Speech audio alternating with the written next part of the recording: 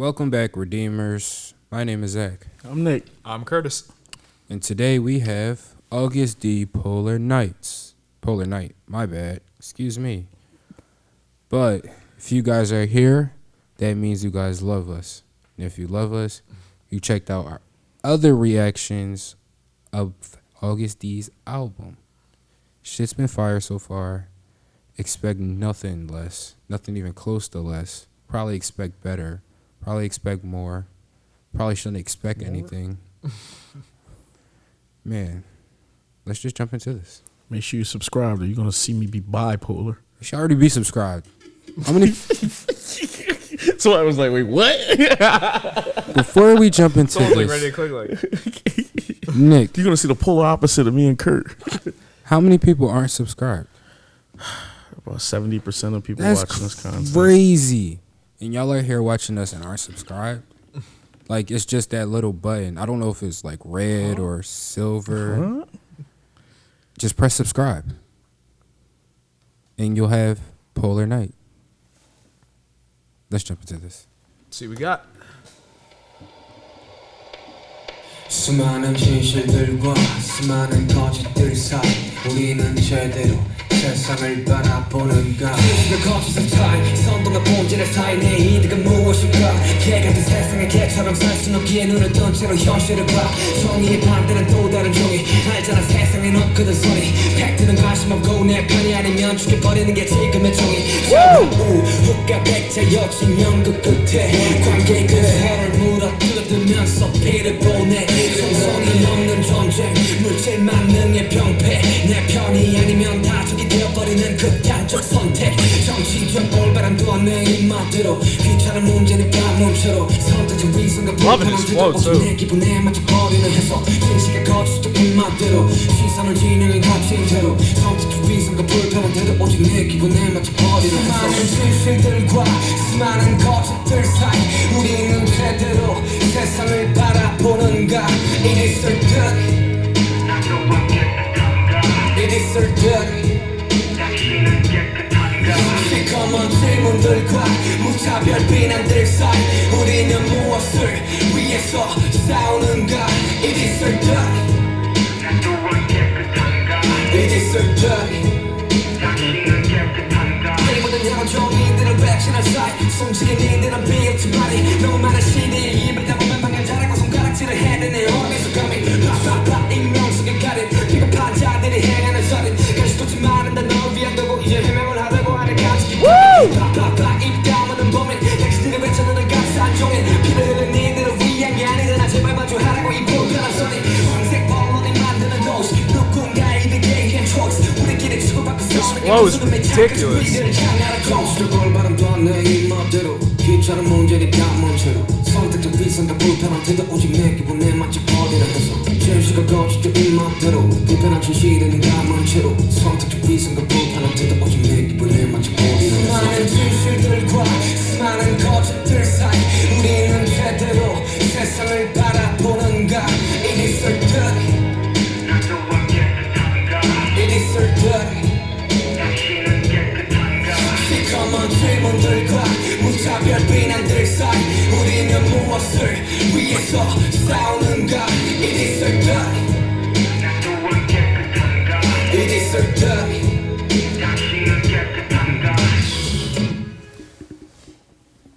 If I can just touch on one brief thing too, I think it's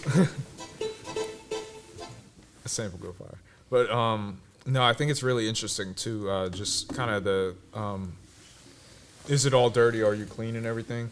I can't help but think of kind of what he had touched on a little bit earlier with some of the lotus flower stuff. And what I mean by that basically is like knowing that, like he said, I was basically someone who grew up in the situation relative to like mud.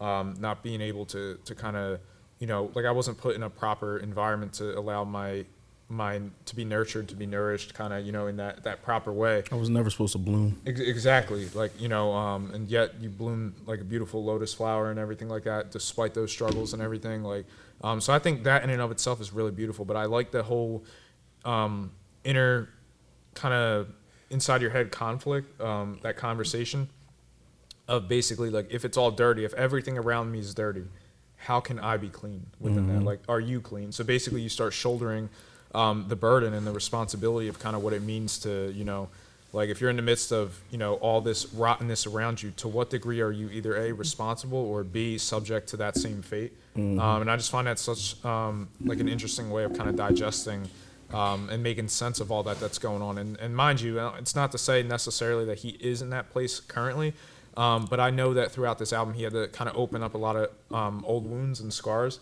So even if he's kind of referencing back to a time when he was having these very questions, just knowing that kind of he had to be in a certain space to, you know, feel like that is just, you know, really powerful in and of itself. And when you contextualize it with everything that, you know, Suge of BTS, you know, and BTS collectively as a group would have been achieving probably, you know, and as they started to rise and rise and rise in fame, you know, even topping like their biggest numbers and biggest years, year after year, you know, amassing, you know, hundreds and thousands of fans, like even more so seemingly. All that to say, it's like if your success is going up, up, up, but yet you're still feeling so down on yourself, or still that internal conflict is there. I just find it really interesting the way he's kind of contextualizing all that and basically still able to say, you know, if all this is still going on, even when I still have, you know, quote unquote, my dreams in front of me, everything that I've wanted to work towards, if I still feel this way amongst that fame and fortune, then what is music really to me? Was it all for nothing? That's sort of like, if this is the thrill of it, you know, like then everything has to be a crash, because if this is the highest of the high, then it has to be a crash, which references a bit of Shadow as well, which is ironic because of the map of soul and everything like that. So just kind of the way all this seems to be contextualizing all that is incredibly fascinating for me. And, you know, it's definitely hard to kind of hear him talking from such a vulnerable place, but, you know, it's really, like I really value hearing his perspective on everything, because I do think ultimately a story like this is something that will be healing to a lot of people out there, and certainly with the album in general. And I know we'll talk about that more when we kind of get to that point, but as far as this track stands, and kind of my first take on it, like I just found all those things really beautiful as well. And his flow, I mean, like it was just magnificent. Like he was just so flawlessly flowing on that beat and switching it up too, and having like an equal kind of amount of almost like a downhill kind of snowballing effect with his tempo and everything, I think. But yeah, this really hit for me. Selective hypocrisy. Honestly, is really what was going on a lot in here. Yeah, because the song almost felt political at points sometimes, but then he does a great job of making things feel so kind of open ended. I agree with you 1,000%. Where it's one of those things to where he almost was contextualizing like a lot of things. It's almost like people saying like, if you hang around 10 bums, you're gonna end up being one of them too. Or just kind of metaphors and things of that nature. Your vibe dictates your tribe, or whatever the metaphor is.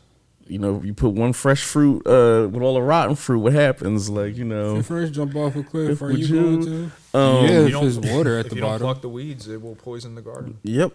So just kind of all those things contextualized, like in a really elaborate way. I just felt like this was decent. Definitely felt like not so much like a M song. I don't know why I was getting like a M kind of feel like to it and certainly everything with like the self-reflectiveness and kind of, you know, voicing, even if you want to talk about like the other side of yourself as far as like, you know, M versus Slim or anything like that. And even prior to things as small as like Guilty Conscience. Yeah. Stan, all types of things like that, kind of like, you know, the back and forths and everything and all like that too, and some of the dualities and some of those, and those are like more so title tracks that maybe y'all might understand. But I like this a lot, man. I like this in the sense of, like you pointed out, just the whole, like, you know, what does my father always say? It's funny as shit. People gonna be like, we don't know. Only you would know that, Nick. That sometimes people feel like nothing positive can come from anything negative. Oh, I see. So, you know, and it's kind of like talked about multiple times on here where, you know, I forget what he said, something with a bloody tongue or something like that, like cursing at other people and stuff like that on there. And someone's bloodstained hands pointing at people, accusing them when really you're the murderer, or something like that. And I'm paraphrasing. That he was saying just things like that kind of like stand out to me personally, and he really was killing it, man. He really almost would paint a movie, like when you're listening to the song and reading along with the lyrics and stuff. Because I got lost. It felt like poetry. I was getting lost, like kind of just in his words and just kind of reading what he was saying and stuff off of first listen. Definitely agree with you guys. For sure. Love this song. Love how gritty it sounds. Like you said, this probably, honestly, is probably one of my favorite BTS solo albums. I don't know, it's just sounding so personal. Like, he had something to say. Like, he not wanted to say something, like he had something to get off his chest. He went into a different world. He went into his own world. I'm not going to say a different world. He went into his own world and brought everybody outside with him and said, this is what I'm going through. This is what's happening. This is how I'm seeing things. I feel like Zach, he was talking shit about the world almost. Just Yeah. like, how can you believe anything with all these like lies and the truths being told? Yeah, What can you believe is proper in this world? Kind So of. it's like really right at everyone. It's personal. Like, he's tired of people. He's getting shit off his chest. So many truths and so many lies. Are we looking at the world correctly? Oh, and just to briefly reference the bloody tongue analogy that you had brought up, I think that's interesting too, because when you hear about the metaphor of blood being on your hands, it's like a guiltiness to you. Mm-hmm. So if you're crying with a bloody tongue for justice or calling out for justice, it seems like that. But there's also the double meaning of that, of if you bite your like tongue, bite it a will bunch of become tongue. bloody. Or someone could beat you and then you tell them the truth. So it's essentially, if you've bitten your tongue for so long by not speaking out on these things that it became a bloody tongue. I find that really interesting too, as far as kind of like ascribing that, again, that moral ambiguity kind of between, you know, one side of it with the blood on your hands, kind of guilty side, and the other side of it, or perhaps if there is a guilt in biting your tongue and not speaking out on something. Right there, Kurt. Yeah. Political correctness, the whole keep your mouth shut on bothersome issues. Yeah. Selective hypocrisy and uncomfortable attitude, analyzing just based on how I feel. Yeah. He's in his bag. It's even in the very first couple lines, like when he says like the difference between the truth and the lies, again, kind of sifting through that. But it's also, and he mentions yellow journalism, which is a corrupted form of kind of a lie, which is presented as a truth and everything like that. So omitted facts or you know, things of that nature to kind of skew a perspective. But all that to say, like how he ties it into almost like a media play sort of thing. Like how does one make sense of the difference between the truth and the lies, and by which point, if anyone buys into those truths or those lies, then is any of them kind of ascribed to any type of villainness within that, you know what I mean? So it's just all the way this trickling down. I certainly see what you mean with the political side of it, but I also like that he mentions between incitement and nature, which is interesting because if it's nature to kind of, you know, be a certain way or to act a certain way or rebel a certain way, and or however you want to interpret that, versus the act of actually inciting something to where you're now being the aggressor, you're now being the one who's, you know, villainous and malicious or belligerent, I guess, as far as like kind of like you're the one provoking this situation. So I think that's really interesting, kind of balancing between that and basically nature. Whether it's human nature to kind of rebel, human nature, because he even says, I don't want to be a dog in a dog-eat-dog world, basically. And it's like, by which point does that make you the prey, or does that make you have to rise to another level to where you're even outside of that spectrum or outside of that box that people try to put you in? So I find that really interesting. And again, just the way he kind of balances between, you know, those sort of things. And even as you had said, how it felt like somewhat political in reference to all that stuff, he does literally say political correctness is also my cup of tea. Yeah. So it's basically like that's getting to the very root of right kind of to some it. of those things. So it's definitely something that seems like really like heavy on his mind in reference to that, because that's another thing too. If you're trying to find yourself within that respective situation, how can you find yourself within a society or something that doesn't know itself? Or so it's like if your environment informs any bit of you whatsoever, how do you navigate that as a person? Where it's like, I don't know myself, but if I know society, am I going to know myself? And it's like, no, I know society, so therefore I'm having a harder time kind of knowing myself. It just holds a really interesting mirror up to you, and especially the whole him versus Agust D, or him kind of merging the two, or however you want to kind of interpret that. Social norms are so fucked up. Then what's the mod? Like what's the mean? Yeah, and it's like if we ascribe kind of anything like that, as far as like, you know, the ones we're supposed to look up to, if you're looking at it in like the political sense that he seems to be referencing, then it's like if I'm looking up to someone who's corrupt, then that's essentially validating the Agust D, or the king, the ruler, the one who is essentially going to rise in corruption by feeding on kind of what is like, you know, that cycle. So it's like making sense of that has got to be really interesting. And then when you contextualize everything that he seems to be going through or have went through, just as an individual, try to plug that like that much pain and everything into a societal spectrum.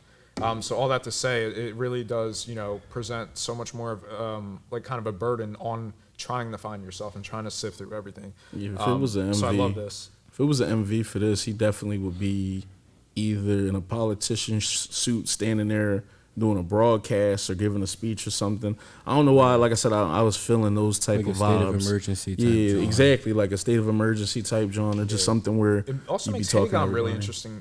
interesting in an added level as well, because it's like he's talking about that. We see in the MV the difference with the mafia side of him, which is the cop, I believe, or the Detective. exactly, Yeah. the detective and everything. Which so we kind of see that bit of it being navigated in the context of this, but also too the Hagam instrument being the lift of a band. So basically, kind of stripping away that, which is why we get, I believe, the Joker moment with the anarchy, as far as like hanging your head out the window and kind of just you know, which is ironic because even Joker within that was portraying more of the mad dog thing, which is interesting because he says in here, I don't want to be the dog eat dog necessarily, and that's something that's also referenced with Joker with kind of his goons in Dark Knight. So it's navigating a lot of different things, but this ties very well into Hagam and kind of broadens a lot of the Agust D stuff, because it's not just on a personal level, it's tying bits of your personal self into a societal spectrum. And I find that incredibly interesting as far as navigating it. And you know, it would almost feel like the moment of the false victory in a movie, where it's like, you know, like if you learned anything about yourself or got to any bit of a happy place within who you are, it feels like all of this would essentially knock you right back down, or present that challenge to knock you back down. So I just think that you know, adds so much complexity to everything he's talking about. It's almost like my man feel like he don't deserve a happy ending. Exactly, You and know? that's honestly a really great point as well, because it's like, you know, and that's what I liked about the "Are you clean?" Because it's like if you're around all this dirt and this filth, how can you possibly be clean? And if so, and if you're not clean, you know, then you're essentially succumb to the same fate. to the same people that you wanted to overpower or overlook. And that's why you often hear about, you know, either good people fall into bad environments or bad, you know, situations, or home lives, or whatever the case may be, which makes it even more beautiful when you kind of reference the lotus flower stuff, as far as like, nah, I went through all that and I still like was able to bloom somewhat positive, you know, whether for myself or for those around me, or however you interpret those kind of things. So it's just, there's so much complexity to unpack here. I mean, he really got his shit off lyrically, but certainly with the flow that he was able to attach to this, as far as how he was navigating the beat and everything, it was just so flawless, like the way his flow and everything was, to add more emphasis to an already deep subject matter. Yeah, and that's why I talked about it on Hagon a little bit too, where it just was him using the whole Joker kind of metaphor, and some of the themes really are perfect to encapsulate everything that he wants shown on this album, as far as just, you know, the Joker in essence, especially within The Dark Knight, was one of those characters that not so much felt like they were doing the right things for like but going about it like the wrong way.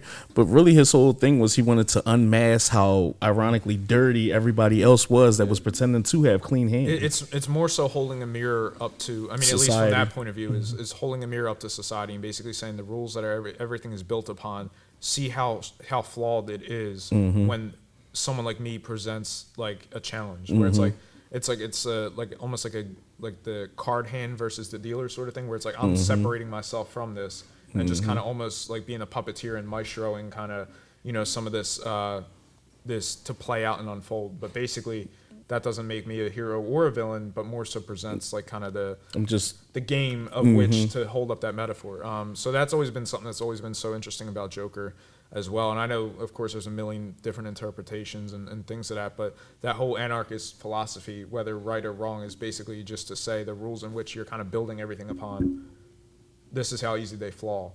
So I found that as far as the Hagam and the way that ties into, you know, all the metaphors, I mean, he really laid out so much complexities within this, and I love the way this song in particular pairs with Hagam, but certainly with what we're seeing of the album, everything too. Yeah. He's snapped. Nah, he is, and he's asking like a lot of questions, and like I said, the song, at least in my opinion, definitely comes off a little bit more political to where Hagon might have been a little bit more, I'm not gonna say for the streets or something like that, but just the two videos would have been the same message and almost in the same type time, but delivered differently. And I think that's beautiful in the album, especially that being in the first half and this being later on. Still doubling down on the same message, but going about it production-wise in a totally different way. But yeah, is there anything you just wanted to? Nope. Any other clip you want to get on? No, this was incredible, but I also just wanted to emphasize too that I like how within the context of this song, like almost if you were going to make Hagam's video, like an MV, you almost felt that same video could have been attached to this and it would have held very similar meaning. Or I mean, of course there would have been slight differences here and there, but as far as the theme, so I like kind of even the filmmaker mindset of like stepping back and kind of like, okay, this is what gets to MV or this. But this is a beautiful kind of pairing off of that, to where the MV is almost what's in my head when I'm hearing these words, if that makes sense. But yeah, he gets off a lot. And just to briefly say what he does as a writer that I really like, it feels like he writes, and this is what a lot of writers do in general, but it feels like he writes from a place of questions, which is why we get things like Strange seemingly, and certainly all the stuff in the Agust D stuff where it's like, I'm going to pose a question and then go about exploring this side of that answer and this side of that answer, or like questioning it in that sort of way. And I feel like that's what provides so much spark for him, I feel like, within his writing process. I could be entirely wrong on that, but I definitely noticed that theme, or at least that he excels very well in that area. So stuff like this, it feels like he's right in his bag. And again, the fact that it's called Polar Night is really interesting too. Because also polar is cold, as far as like North and South Pole and everything like that, as far as like extreme colds. So if you're talking about an extreme cold or an extreme cold night, it's just there's a lot within that too that I really appreciate. This was fire. Yeah, this was deep, man. This album has been crazy so far. Jump in the comments, tell us how y'all felt about this. Give us some of y'all theories, your interpretation, which I think the MV of this would have been like. But we're gonna holler at y'all, man. Love y'all. Take care. Peace.